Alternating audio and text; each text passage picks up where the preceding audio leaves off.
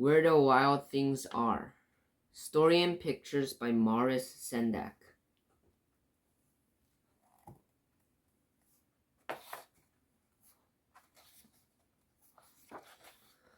The night Max wore his wolf suit and made mischief of one kind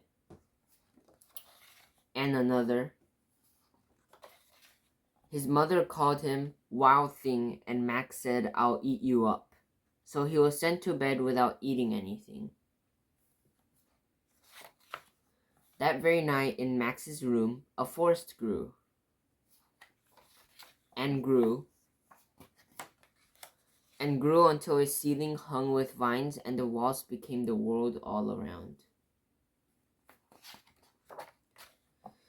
And an ocean tumbled by with a private boat for Max, and he sailed off through the night and day.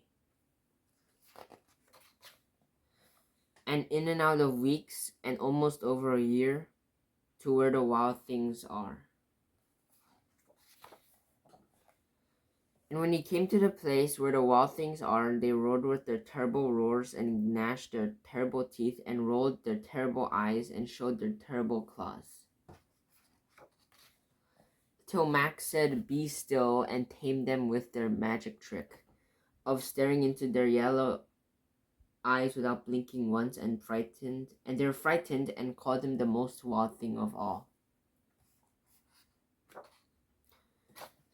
and made him king of all wild things. And now, cried Max, let the wild rumpus start.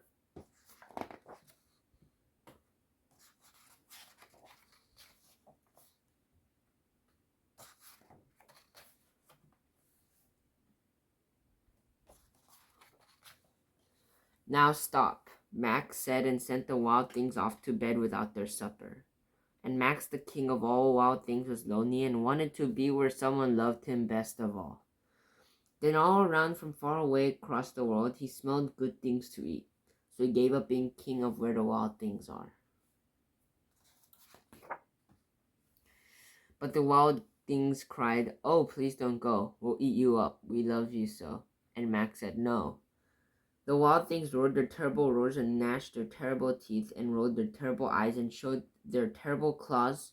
But Max stepped into his private boat and waved goodbye, and sailed back over a year and in and out of weeks and through a day,